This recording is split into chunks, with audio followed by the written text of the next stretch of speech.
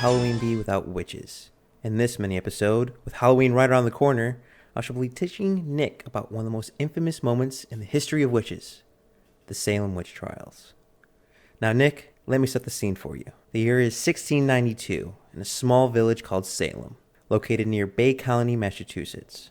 This village of 500 odd so people is a poor village. Resources recently drained from King William's War. This village has a rivalry between two families in it, the Porters and Putmans, and perhaps most importantly, this village is filled with zealot Christians who believe in the supernatural.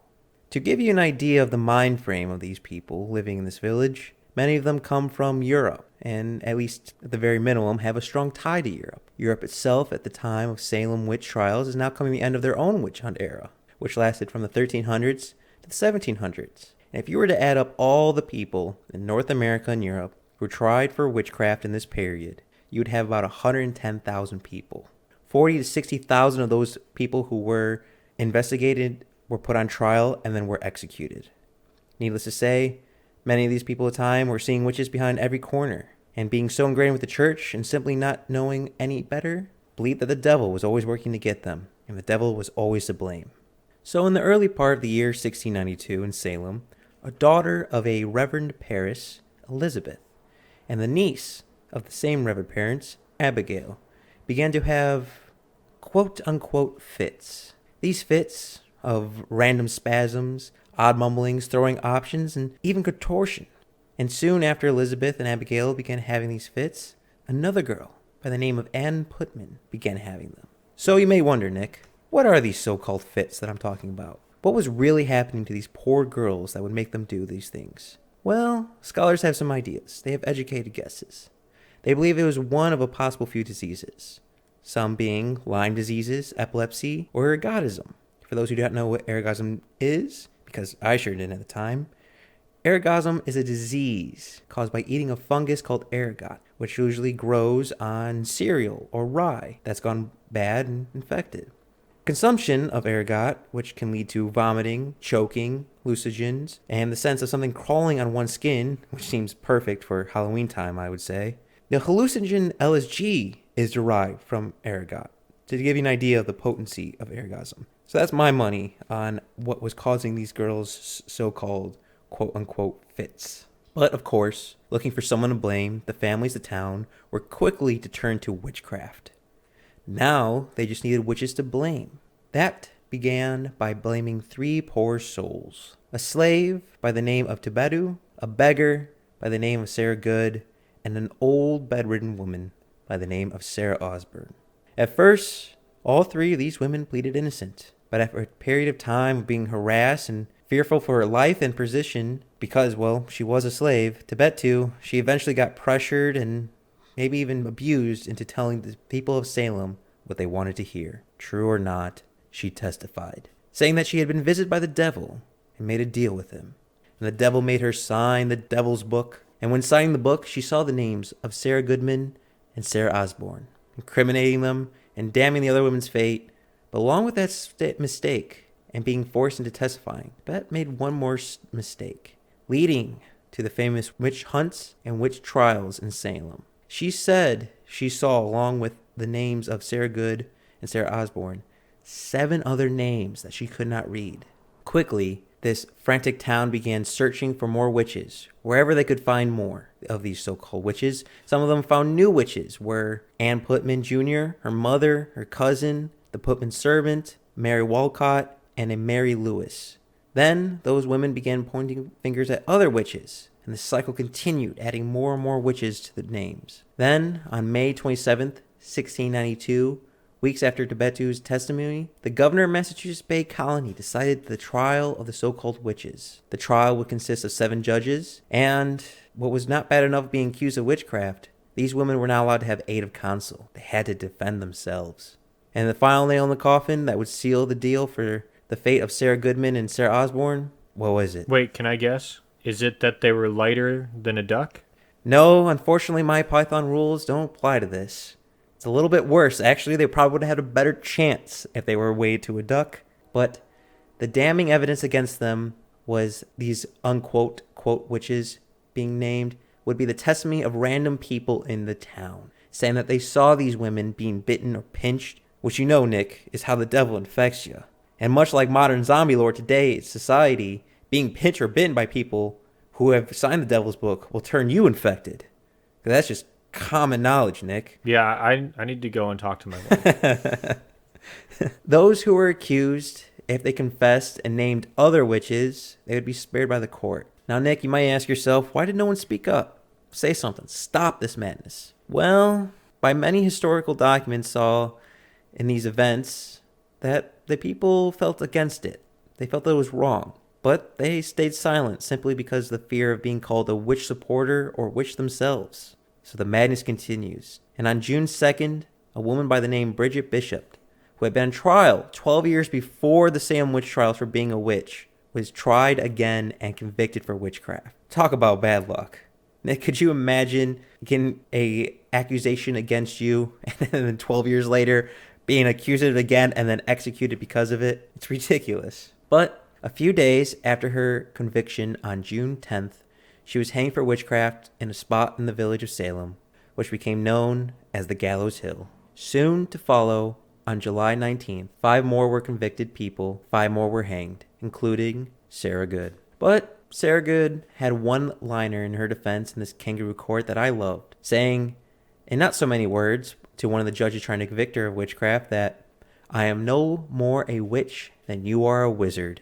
And for some reason, to me, that's like a silent middle in the middle of this courtroom to the judges. So I truly appreciate that. But unfortunately, the gallows were ready, and the people of Salem were in a moronic frenzy. They kept on convicting. Another one, jumping genders, would be George Burroughs, a man who was previously a minister in Salem, was accused of being a witchcraft leader. He was found guilty and hanged with 4 others on August 19th. But before George went out, he recited the Lord's Prayer perfectly, which at the time was thought impossible for a witch to do.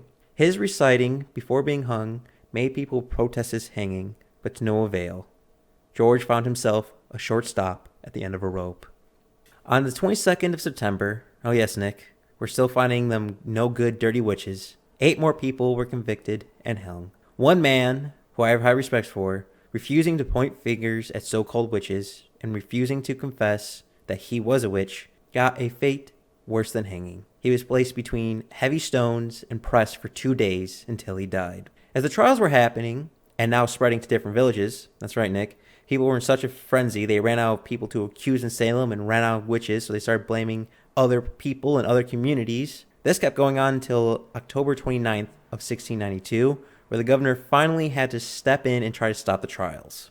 The governor, he did not succeed in stopping them. The trials resumed in January 1693 and continued until May. And this time, from January to May, another 56 people were accused of witchcraft.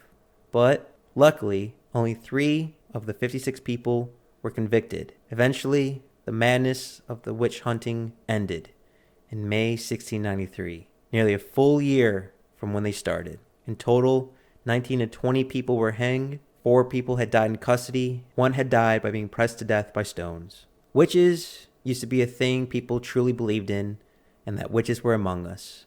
And if anything bad happened, it was the devil's work. Now, kids dress as witches for Halloween, and now the spot where witches were once hung is a tourist spot, and that will forever live on in infancy. And that, Nick, is the Salem Witch Trials. So, the Salem Witch Trials. So interesting to me because it was a fear that fed on itself. People looked for someone to blame, and when they couldn't find the thing that was causing their problems, they just kept pointing fingers. And a lot of people, to save their own skin, was pointing fingers. It's amazing how this is towards the end of the 1700s, so it's not too far from where we are now in the 21st century. No, and nothing like that could ever happen in the 20th century, Mike. When will we learn from our ancestors, from history? I have no idea because we tend to forget past lessons. But at least now, witch hunting isn't quite as literal. We're always looking for someone to blame, but actually, I don't know. We're always looking for someone to blame. I guess it's in human nature. I guess we haven't learned anything from the Salem Witch Trials. But those poor souls of 26-ish people all lost because people couldn't understand what diseases were, or were so caught up in a frenzy, looking to someone to blame. What's your feelings on the Salem Witch Trials, Nick? Well, this might be bad, but the first thing that pops into my head is the quote, I've been out of the country twice, been to Mexico a handful of times, and another time to Salem, Oregon. And for a long time in my childhood, I thought the Salem Witch Trials actually took place in Salem, Oregon, just proving that I am as bad at geography as you are at pronouncing things. Hey, I did not struggle too badly with Massachusetts, even though that word I was quite worried of messing up multiple times. Well, to me, when I think Salem Witch Trials, I immediately think of like Hocus Pocus, like almost like a kid's Halloween show. It's amazing how we're able as a society to turn something so devastating into a tourist spot. People lost their lives by a short stop and a rope because fear. For better lack of terms, that's the only way I can think of it, is they were scared and caused people's death. I mean, it's not that far different from McCarthyism and the Red Scare. The same exact thing happened. People didn't want to be labeled a communist, and they're pointing out other fake communists to get the blame off of them. And I think what it comes down to, and I don't know where I read this, so it won't be in the notes, but I think it's true, hopefully it is that as a tribe or whatever, a group of people will always pick some person or another tribe to blame most of their problems on. And that creates, issues, tribal problems, like warring factions, friction between whether hopefully it's not that person or the tribe gangs up on you, or if it's another faction, eventually it could lead to war. And I think humans need someone to blame. And from time to time, it gets out of hand. Yes, that is true. And I also love how we are now dressing up as witches for Halloween, especially with Halloween right around the corner.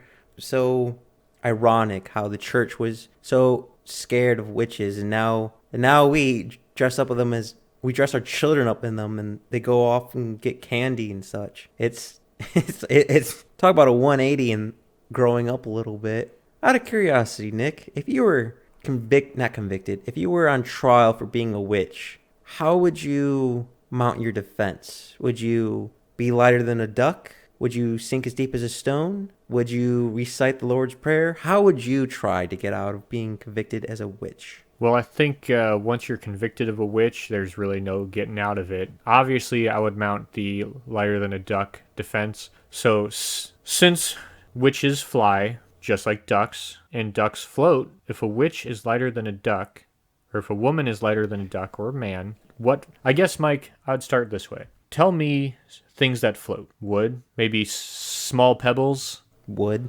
But, yeah, so small pebbles, wood, ducks. These are all things that float. Bridges. So if I was lighter than those... things, I couldn't possibly be a duck. And since I, in fact, do not float, I can't fly. Thereby, I couldn't be a witch. But once your people think you're a witch, there's really no getting out of it. But you turned me into a newt. I got better.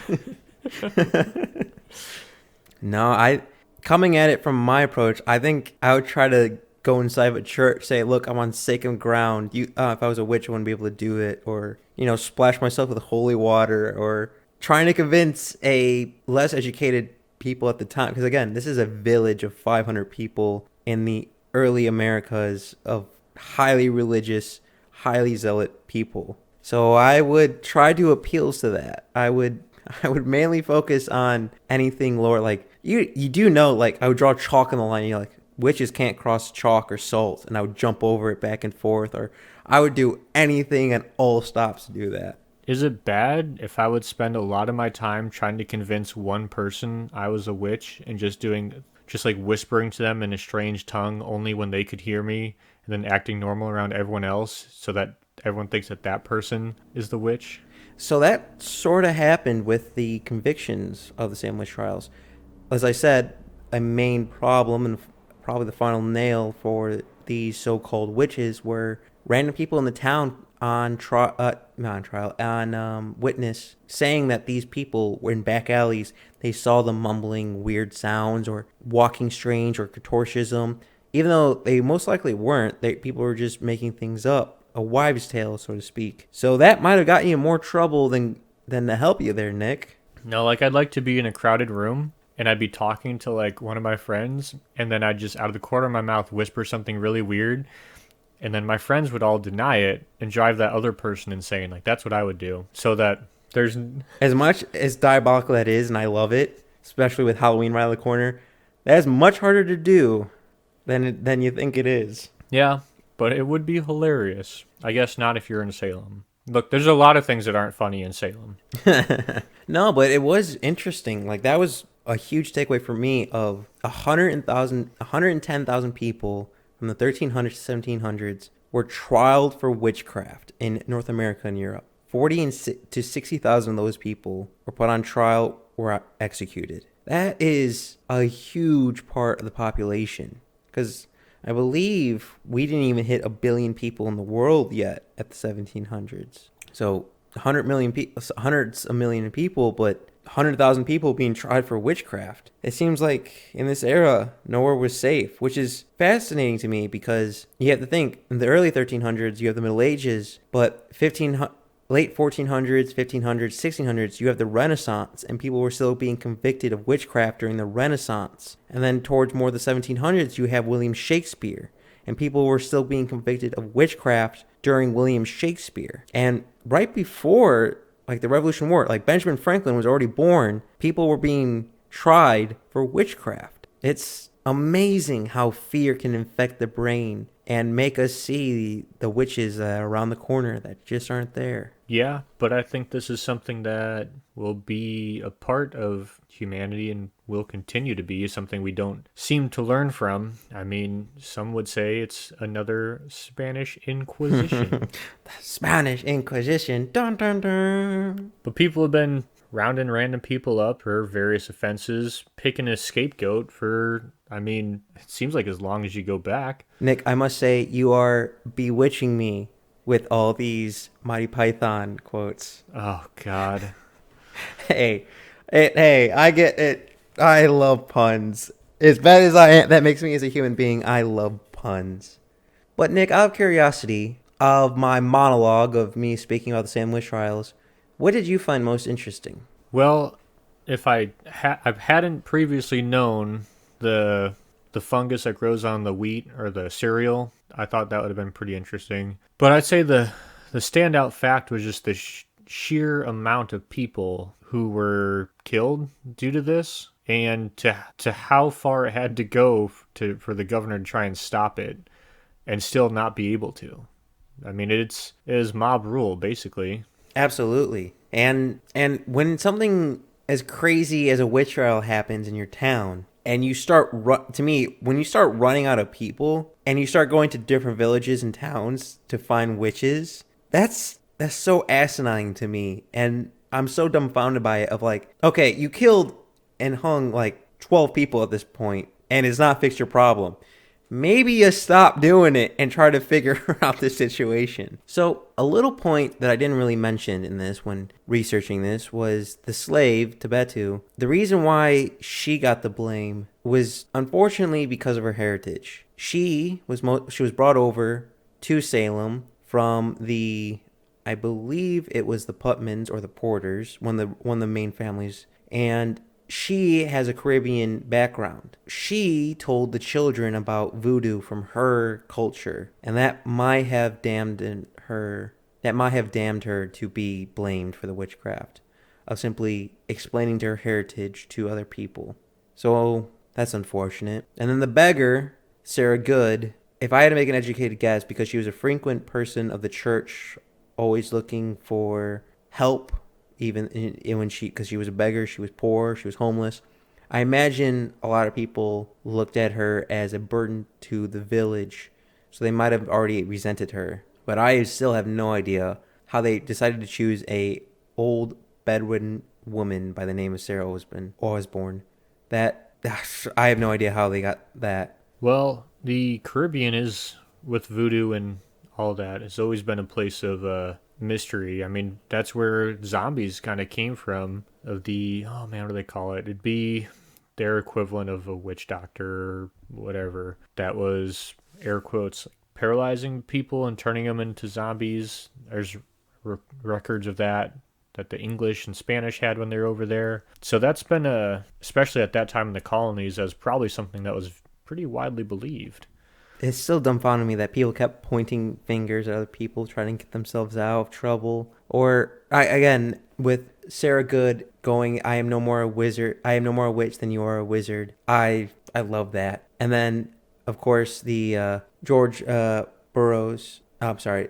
Yeah, George Burroughs trying to recite the Lord's Prayer to get him out of it. It's by any means necessary. Whatever you can do. Well, I think pretty much the end. I got better after being turned into a newt, and I think the rest of us probably can too. I think we can all agree Mike's probably a witch, and he's definitely heavier than a duck, but You I still fuck. stand by I that. hope you all learned about the Salem, and I was helping to bring some information to the Salem Witch Trials. And hopefully we learn from history's mistakes. Thank you all for listening to this mini episode.